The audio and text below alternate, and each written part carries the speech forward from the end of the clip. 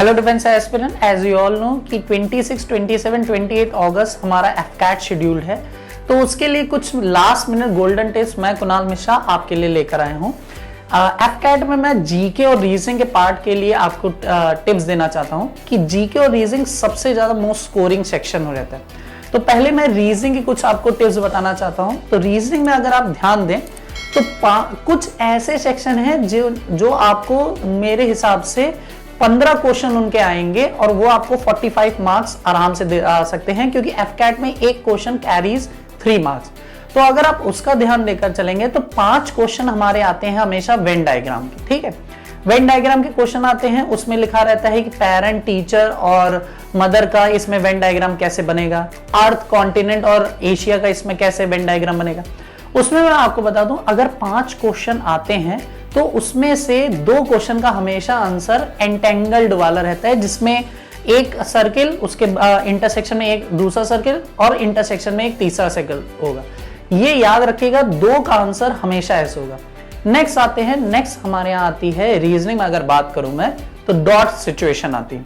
AFCAT का एक ये देखा जाए तो उनका खुद का स्पेशल क्वेश्चन होते हैं।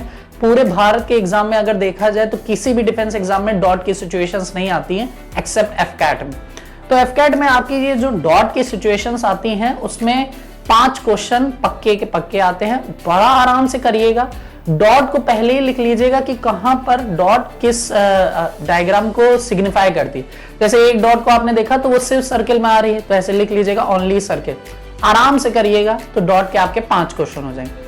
फिर 5 क्वेश्चन जो लास्ट वो रहते हैं ऑड वन आउट के।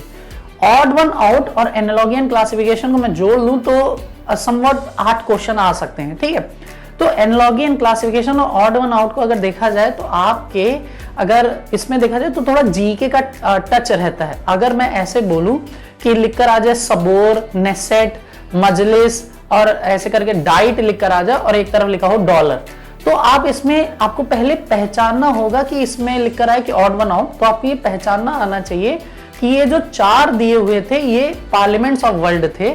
ठीक है, और जो लास्ट दिया है वो करेंसी है। तो इसमें थोड़ा सा आपको जीके का टिंज देना पड़ेगा। बहुत सिंपल आते हैं।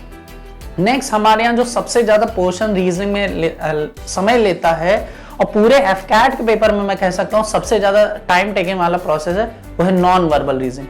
नॉन वर्बल रीजनिंग में अगर आप देखें तो पेपर फोल्डिंग, वाटर इमेज, हमारे यहाँ पेपर फोल्डिंग, वाटर इमेज और इसके बाद एक आती है मिरर इमेज, और उसके बाद हमारे यहाँ आती है नॉन वर्बल की एक सीरीज जिसमें आपको 5 क्वेश्चंस ऐसे दिए जाएंगे, 5 प्रॉब्लम फिगर्स दिए जाएंगे। उसके बाद नेक्स्ट आपको एक आंसर फिगर निकालना होगा। तो उस सीरीज के लिए मेरी एक ट्रिक आपके लिए रहेगी, जब आप इस ऐसे सीरीज वाले क्वेश्चन में परेशान हो जाएं, कुछ ना समझ में आए, तो एक बार ऑल्टरनेट फिगर को ध्यान दिया करें। मतलब एक बार पहले फिगर को देखा करें, फिर 3 को देखा करें, फिर 5 को देखा करें। देखेंगे वो तीनों फिगर ऑलमोस्ट सिमिलर रहते हैं। तो 2, 4 और 6 वाला तो आपको आंसर निकालना ही होता है।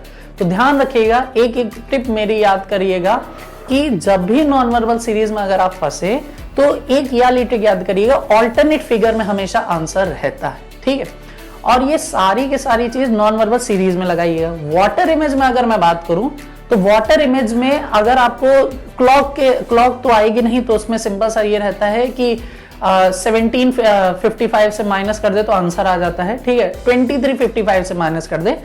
कोई भी क्लॉक में अगर वाटर इमेज है, वाटर इमेज क्लॉक की है, तो उसमें जितना भी टाइम हो रहा है उसमें 23 और 55 23:55 को माइनस कर दें तो आपका आंसर आ जाएगा। सिंपल। ठीक है, ये ट्रिक थी। और क्लॉक, कैलेंडर, ये सब थोड़े से रीजनिंग के क्वेश्चन आते रहेंगे, वो आप लोग कर लेंगे, मुझे पूरा विश्वास है। मिरर इमेज की अगर मैं बात करूं तो कुछ लेटर्स की मिरर इमेज बिल्कुल सिमिलर रहती है उन्हीं की तरह।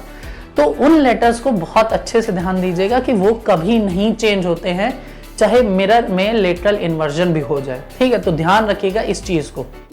रीजनिंग में ये वाली चीज बहुत ज्यादा ध्यान रखें। नेक्स्ट आती है हमारे यहाँ पेपर फोल्डिंग।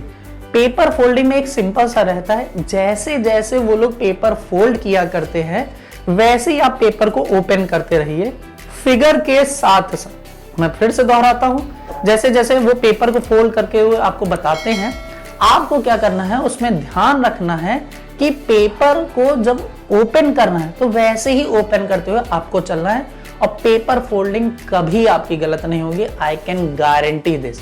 जैसे वो फोल्ड कर रहे हैं वैसे ही आप ओपन करिए, विद फिगर ओपन करिएगा।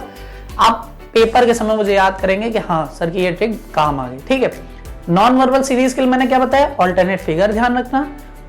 15 क्वेश्चन मैंने बता दिए Venn diagram, 5 question Venn diagram वाले, 5 क्वेश्चन हमारे यहाँ डॉट सिचुएशन वाले, 5 क्वेश्चन हमारे एनालॉजी एंड क्लासिफिकेशन और वन आउट को मिलाकर, ठीक है। ऐसे और सारे भी क्वेश्चन आएंगे, जैसे कैलेंडर और क्लॉक का क्वेश्चन आएगा। क्लॉक के लिए मैं आपको एक ट्रिक देना चाहता हूं। क्लॉक के जब भी क्वेश्चन आते हैं कि कब हमारे यहाँ क्लॉक 0 डिग्री का एंगल बनाती है, जिसको हम कहते हैं ओवरलैप की कंडीशन, कब हमारे यहाँ क्लॉक 90 डिग्री का एंगल बनाती है जिसे कहते हैं राइट एंगल की कंडीशन, कब हमारे यहाँ क्लॉक के सारे हैंड स्ट्रेट रहते हैं जिसे कहते हैं 180 डिग्री की कंडीशन। इसका एक सिंपल सा आंसर है, जिस भी मिक्स्ड फ्रैक्शन में डिजिट का सम 10 आए वही आंसर होता है। मैं फिर से दोहराता हूं, क्लॉक के क्वेश्चन में जिस भी मिक्स्ड फ्रैक्शन का सम 10 आए वही आंसर होता है। कौन कौन से क्वेश्चन में ये ट्रिक लगती है, उन क्वेश्चनों में ये ट्रिक लगती है जिनमें आपको ये निकालना होता है कि at what time the hands of a clock would be at 0 degree, would be at 90 degree, would be at 180 degree. ये सारे इन 3 क्वेश्चन में आपकी यही ट्रिक चलेगी, जिन भी ऑप्शंस का मिक्स्ड फ्रैक्शन का सम 10 रहता है। कैलेंडर के क्वेश्चन आएंगे तो कैलेंडर के क्वेश्चन में अगर एक रैंडम डेट पर वो निकालने के लिए आ जाए डे, तो उसमें ये रहता है कि रैंडम डे पे अगर डेट निकालना हो तो आपका सिंपल ये रहता है, एक ट्रिक के तौर पे लगाया जाता है। उसमें हम कुछ अपनी क्लास में कुछ कोड बताते हैं for every month, for every year also. जैसे ईयर का मैं कोड आपको एक ट्रिक के तौर पे बताता हूं कि अगर हमारे यहाँ 16, 17, 18, 19 मतलब 1600 से लेकर 1699, 1700 से 1799, 1800 से 1899 और 1900 से 1999, तो इन सारी ईयर्स का कोड होता है। 1600 का कोड होता है 6, 1700 का कोड होता है 4, ठीक है, 1800 का कोड होता है 2 और 1900 to 1999 का कोड होता है 0, ठीक है। तो ये हमारा रीजनिंग का पूरा सेक्शन था जिसको मैंने एकदम से समराइज कर दिया है। आपको बहुत मदद मिलेगी इस रीजनिंग वाले सेक्शन में। नेक्स्ट आता है जो हमारे यहाँ सबसे ज्यादा हैवॉक क्रिएट करता है, वो है हमारा जीके का सेक्शन। बहुत ज्यादा हैवॉक क्रिएट करता है, लोगों के लिए एक हरक्यूलियन टास्क हो जाता है कि जीके कैसे। तो कुछ हमारे जीके के ऐसे सेक्शन हैं जिनके क्वेश्चन एफकैट में हर बार आते हैं। वो है जैसे कंट्री कैपिटल करेंसी। आपको याद करना पड़ेगा कि हॉन्डुरस की कैपिटल टेगुसिगल्पा होती है तो उसकी करेंसी लैम्पेरा होती है। इथोपिया की करेंसी एडिस अबाबा है तो भैया ये भी याद करना पड़ेगा कि उसकी करेंसी बीर है। और एक चीज तो अब बढ़ती चली जा रही है, एफकैट इतना कॉम्पिटिटिव हो रहा है कि आपको ये भी याद करना पड़ेगा कि क्रोएशिया की करेंसी कूना है, कैपिटल जाग्रेब है और क्रोएशिया की पार्लियामेंट का नाम सबोर है, ठीक है। और सारी चीजें क्रोएशिया से रिलेटेड याद करनी पड़ेंगी कि 2018 में जब फीफा हुआ था तो रनर अप बना था, तब हमारे यहाँ विनर बना था फ्रांस, और 2018 में रशिया में हुआ था, 2022 में कतर में होगा। सब कुछ याद करना, इवन ये भी याद करना पड़ेगा कि फीफा का हेडक्वार्टर कहाँ है, ज्यूरिख स्विट्जरलैंड में। तो सारी चीजें आपके लिए बहुत ज्यादा जरूरी हैं जीके के लिए। तो इसके लिए एक सिंपल सा तरीका करें, हमारे यहाँ जो सेंचुरियन डिफेंस एकेडमी की येलो बुक आती है जीके के लिए, उसको रिवाइज करें, एक एक पेज रोज रिवाइज करें। अभी जो समय बचा है उसमें कंट्री कैपिटल करेंसी पार्लियामेंट कर लें, एटॉमिक पावर प्लांट कर लें, थर्मल पावर प्लांट कर लें, ठीक है। ट्राइब्स ऑफ इंडिया इतनी इंपॉर्टेंट नहीं है, उसको छोड़ दें, इतना नहीं आएगा एफकैट में।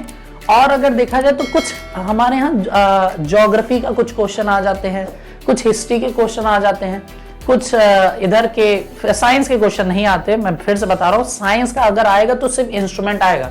सिंपल से पूछेगा ह्यूमिडिटी किससे नापी जाती है, सिंपल आंसर देगा हाइग्रोमीटर, बस खत्म। रिलेटिव डेंसिटी हाइड्रोमीटर, ऐसे करके बस याद कर लीजिएगा। हाँ, जब इसकी बात आती है हिस्ट्री की तो मॉडर्न हिस्ट्री याद कर लीजिए, कुछ वन लाइनर वाले क्वेश्चन आते हैं। और एक चीज हमेशा याद रखिएगा, वन लाइनर ही इंपॉर्टेंट है एफकैट के लिए। आप याद रखिए, जीके और जीएस में एक बड़ी थिन लाइन होती है। आप कब पढ़ते पढ़ते जीके से जीएस में चले जाएंगे आपको पता भी नहीं चलेगा। तो इस चीज का ज्यादा ध्यान रखते हुए आप पढ़िएगा। कंट्री कैपिटल करेंसी पार्लियामेंट हो गया, उसके बाद सुपरलेटिव्स ऑफ वर्ल्ड, फिर आते हैं first in India, male female दोनों याद रखिएगा। मतलब अगर आपने पढ़ा है कि फर्स्ट ज्ञानपीठ अवार्ड अगर मेल में मिला है तो जी शंकर कुरूप जी को मिला है, और अगर फीमेल की बात की जाए तो आशा पूर्ण देवी जी को मिला है। ये सारी चीजें आपको याद करनी पड़ेगी, क्योंकि अब आप सोचेंगे सर कुछ ज्यादा बता रहे हैं सिलेबस के तौर पे। तो बेटा एक चीज याद रखिए, when you are competing for AFCAT ना, तो एक चीज ये याद रखिए, आपको स्कोर थोड़ा सा ज्यादा लाना पड़ेगा, ठीक है। 180 प्लस या 200 प्लस आपका स्कोर होना ही चाहिए, क्योंकि मैं अपने बच्चों को यूजली ऐसे पढ़ाता हूं कि मैं ये कोशिश करता हूं कि वो अगर एसएसबी देने जाए ना, तो उनको ये तो ना ही डर हो कि हम मेरिट आउट हो जाएंगे, क्योंकि उससे बड़ा तो कोई दुख नहीं होता और कट ऑफ से बड़ा कोई डर नहीं होता। तो ये स्टूडेंट के लिए हमारे था, और ये सारी टिप्स मैं आपको इसलिए दे रहा हूँ क्योंकि I have my self cleared AFCAT, मेरे हमेशा स्कोर 200 के ऊपर ही रहे। तो ये टिप्स आप ये सोच के लीजिएगा कि आपको वो एस्पिरेंट बता रहा, ओल्ड एस्पिरेंट जो एफकैट क्लियर कर चुका है, तो इसका ध्यान रखिएगा। इस तरीके से आप एफकैट की तैयारी करिए, आई कैन गारंटी 200 से ऊपर आपके हमेशा आएंगे। मैं आपको तरीका बता रहा हूँ, अटेम्प्टिंग रखिएगा 80 क्वेश्चन की, 20 क्वेश्चन छोड़ दीजिएगा, नहीं आते तो रिस्क मत लीजिएगा। 80 क्वेश्चन की अटेम्प्टिंग ले लीजिएगा, एट मैक्सिमम आपके 10 भी अगर गलत हो गए तो 10 के हिसाब से हमारे यहाँ 30 मार्क्स कट जाएंगे, और 10 एक मार्क्स की उसमें नेगेटिव मार्किंग रहती तो 10 मार्क्स और कट गए, 200 मार्क्स आपके पास तब भी सेफ रहेंगे। एट मिनिमम अगर मैं मान भी लूं तो मेरे बच्चे 190 तो ला ही सकते, इतना मुझे विश्वास है। तो इसी नोट पर मैं आज के इस वीडियो को एंड करूंगा और यही कहूंगा, all the best for your upcoming AFCAT exam. Thank you and विजय भव।